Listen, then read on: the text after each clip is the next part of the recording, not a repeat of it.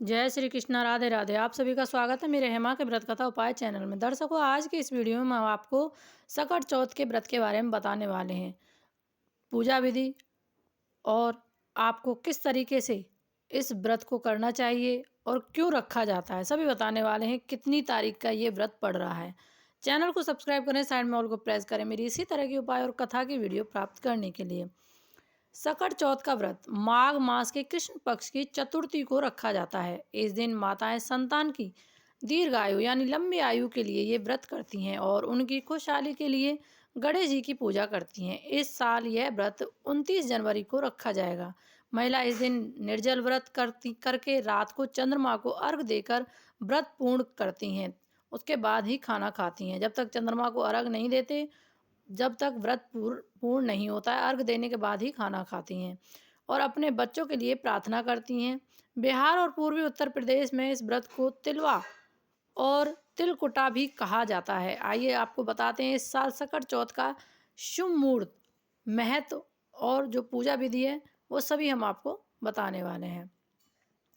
सकट चौथ का जो शुभ मुहूर्त है, हिंदू पंचांग के अनुसार भी माघ मास की सकट चौथ का शुभ आरंभ देखो 29 जनवरी को सुबह 6:10 पर होगा।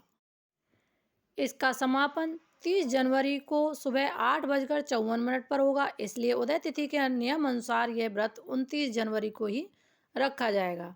अब बात करते हैं सकट चौथ का जो महत्व है। सकट चौथ यानी कि संकटों को दूर करने वाली गणेश चतुर्थी। इस दिन व्रत करने से विघ्नहर्ता और संकटों को दूर करने वाले भगवान गणेश जी प्रसन्न होते हैं और आपके सभी कष्टों को दूर करते हैं। इस दिन व्रत करने वाली महिलाएं के लिए पूजा में व्रत कथा करने का सर्वाधिक महत्व होता है। इस कथा का पाठ करने के बाद ही व्रत पूर्ण होता है, यानी कि सकट चौथ की कथा पढ़ने के बाद आपका व्रत पूरा माना जाएगा। सकट चौथ की जो विधि है वो हम आपको बताने वाले हैं। सकट चौथ के दिन महिलाएं सुबह स्नान के बाद यानी कि नहाने के बाद निर्जला व्रत रखती हैं।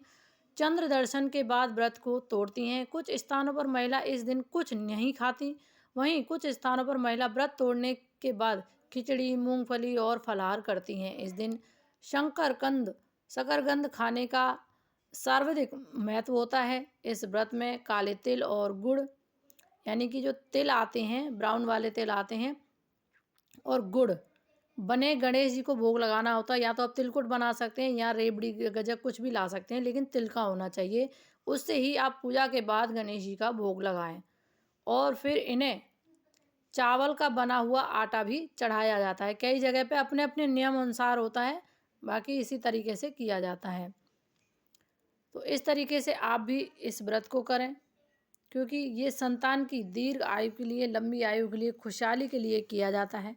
और इसके बाद आपको देखो कई जगहों पे क्या होता है, हलवा बनाते हैं, आटे का हलवे से पूजा करते हैं, और कई जगह पे तिलकुट से करते हैं। लेकिन ज़्यादातर जो महत्व है वो तिलकुट से ही किया जाता है। या तो आप तिल का जो गजक होती है वो ले लें या रेवड़ी ले लें, या फिर तिलकुट घर पर अगर बनाकर गणेश जी को भोग लगाते हैं तो इसका ज़्यादा महत्व होता है। इससे गणेश जी प्रसन्न होते हैं। तो आप इस तरीके से करें। सारी जानकारी हमने आपको दी है। चैनल को सब्सक्राइब करके ज़रूर रखें और अगली